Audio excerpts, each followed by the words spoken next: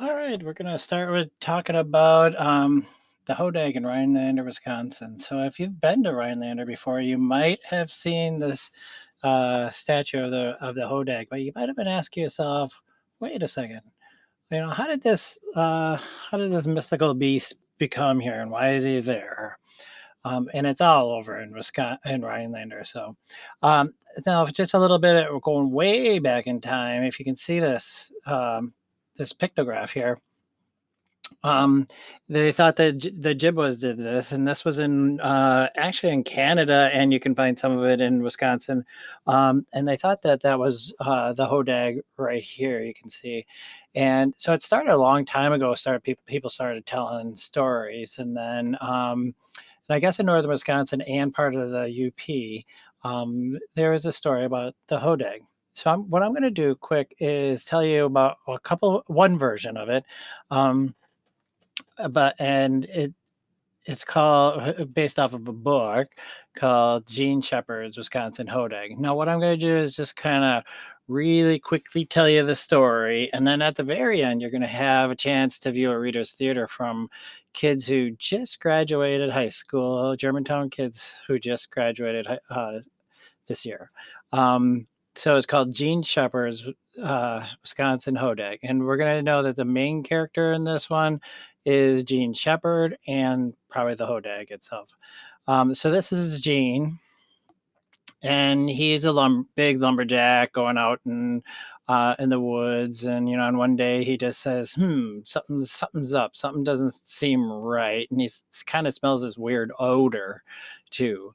And so then he peeks around, and he starts spying around, um, and then he sees this mythical beast called the Hodag, and you can see he has spikes here, like eyes that glow, and he even breathes, fire and stuff like that. So what he does, like anybody probably would do if he ran into this mythical beast, is he runs away and he goes all the way back to Rhinelander, and doesn't drop his axe, and he goes back and he's going to tell this story and to people in the local restaurants out there. And here he is. He's telling everybody, and everybody's like, "Hey, yeah, we've heard this story before. You're making it up." And then he's like, "Well, why don't we can prove it, and we can catch him. We'll set up a trap and all that stuff." So what they do is they go out there and they dig a big hole, and they cover it up, and they put like sticks and grass over that. And what they talk about doing is um, taking an ox as bait, and then they'd run towards that and swerve at the last second when the Hodag's chasing them, and the Hodag would fall in the hole. Now, usually just Hodag, so only eat all white bulldogs. That's their main menu. Sometimes they'll eat fish, but what rumor has is they only eat it on Friday. Friday fish fries they like the best. But okay, so this is their big plan, and they have like I think Mike O'Rourke, who's like a fast runner, go and with the ox, and then boom, the hungry Hodag comes out and chases them and falls into the hole, and here's Mike and the ox Samson go running around, and at the very last minute he swerves, and the Hodag is caught. Now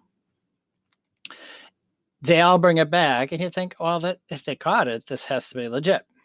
Like he ran back, told the story, and what he does is he kind of keeps it in a cage and tells everybody to be, like like Samson and Mike are the heroes, and everybody's they caught this Hodag, right?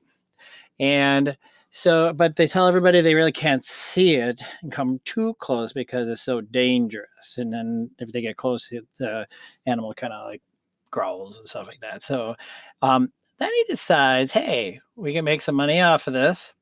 And back then, you could go to circuses. I mean, there wasn't a lot to do. So, and so for entertainment. So he has said, hey, we can show people and they can come in and see it kind of like a big circus attraction. Everybody everybody wanted to go see it, and they were paying big money to go and see this Hodag.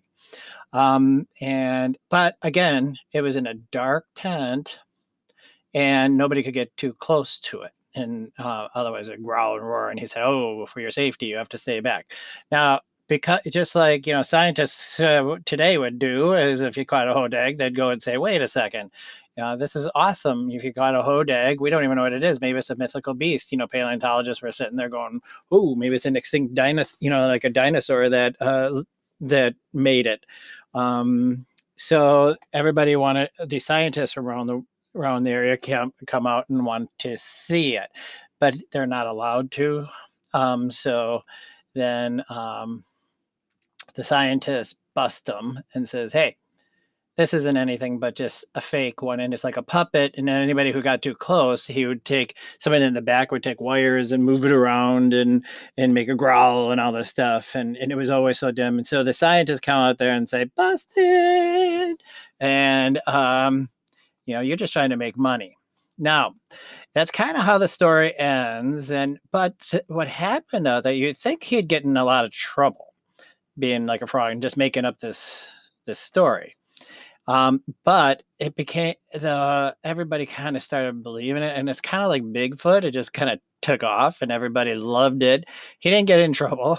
He didn't have to pay back money. He didn't get anything, and it just became like a big fad out there, and it really was a big attraction for Rhinelander. So the citizens of Rhinelander were like, even though you did something bad, it's good for us. So we'll let it slide. You'll see, like even to this day, the high school is named after that. Everything's out there. They have Hodag festivals. They have Hodag parties. They even have Hodag hunting things where everybody goes out and tries to see if they can find it. Kind of like finding Bigfoot. And if you want to look at some of the things on how fake it really did look, here's some postcards. And so he's how he was captured, and here's them all posing afterwards. So I mean, a lot of people were into this afterwards. So I mean, he should have gotten in trouble, but everybody's like, this is kind of fun.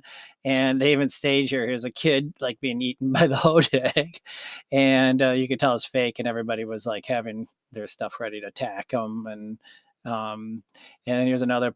This is a real photo of what the circus, were like back then, or carnivals were back then.